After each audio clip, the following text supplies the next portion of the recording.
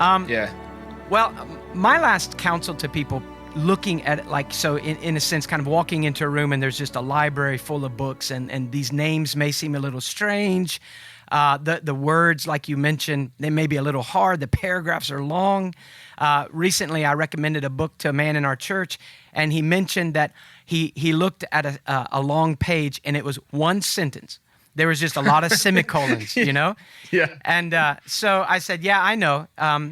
So I would say counsel I generally give. One is, when reading an author you're not used to, don't give up in the first 3 chapters.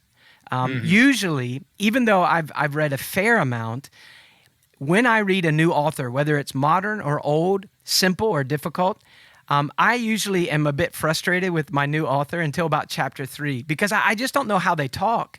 And so I feel like I'm having a conversation with someone, and I think, I don't understand your accent. I don't understand your viewpoint. So if I continue reading, I often find, if they're a good writer, and their content is good, I find that by chapter 3, I'm glad I didn't give up. So that's one thing. But the final thing I would advise people, from my perspective, is that even reading older writers, like you mentioned, considering, what topic do I need right now? What passage? What does my soul need?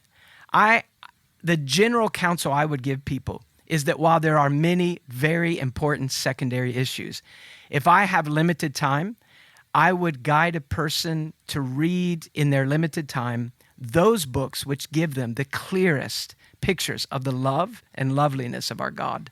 Because if that's all they can do, other things tend to fall in place if that fuel is given to the soul. Read the men who are taken up with Christ, because when they themselves will be plugging everything into the right center. And as you say, everything else aligns around the Lord Jesus. So I remember a long time ago now, relatively speaking, at least for me, thinking, I just feel so dry. And I was thinking, I'm reading a lot of books about Christ, but I'm not reading many books that are full of Christ. And it was, in fact, 1 or 2 of those older authors just taken up with the person of Jesus himself, who he is and what he's done. And it was so refreshing to my soul. And so, yeah, I would be absolutely alongside of you in that. Start there and let everything else flow from there. Jeremy, you've been doing a podcast on Spurgeon's sermons, and a lot of the old writers, their books are sermon collections. Do you have any advice on reading a sermon, a book of sermons, as compared to reading what we would consider a regular book? That's another fantastic question. As you say, a lot of the older stuff are collections of sermons or sermonic material. Now, some of that is more edited into book form. Some of it still reads a bit like a sermon. So you might want to distinguish between the two, as you're suggesting. Some of those big old collections, you can almost hear it. You talked about getting used to the sound of someone's voice. Well, you can do that on the page as well, the rhythms of their speech. So you could read, say, a treatise that's a little bit more philosophical, a little bit more in depth, but it's written to be read. I think it's worth remembering that sermons were typically spoken to be heard.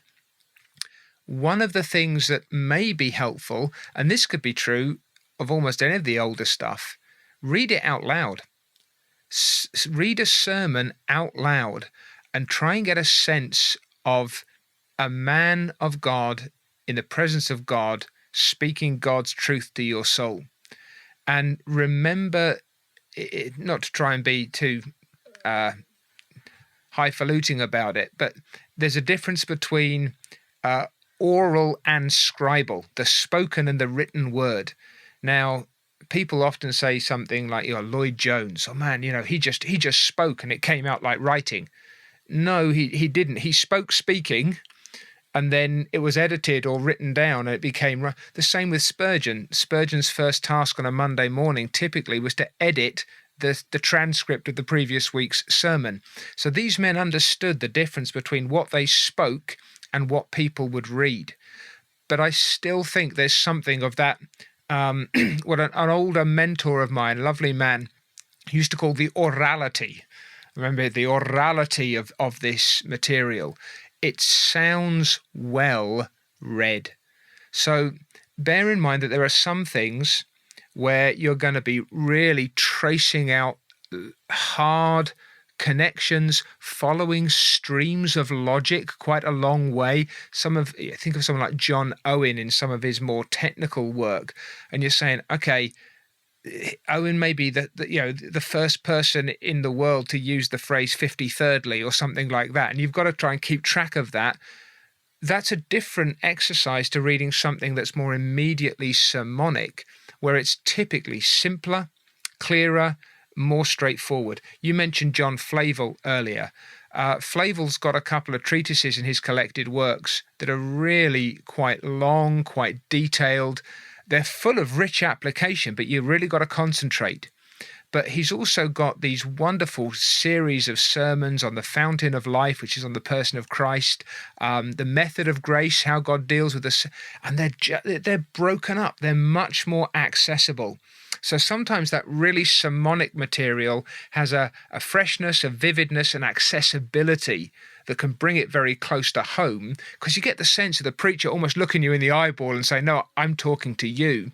Some of the more developed stuff, that the treatises, I hesitate to use the word philosophical, but the more careful, technical, theological works, those are the ones you might just need to read with a pencil in hand, try and follow the flow of the argument, mark it out so you can work out where they're going, but be aware, again, of the difference between the scribal, what's written to be read, and the oral, what's spoken to be heard.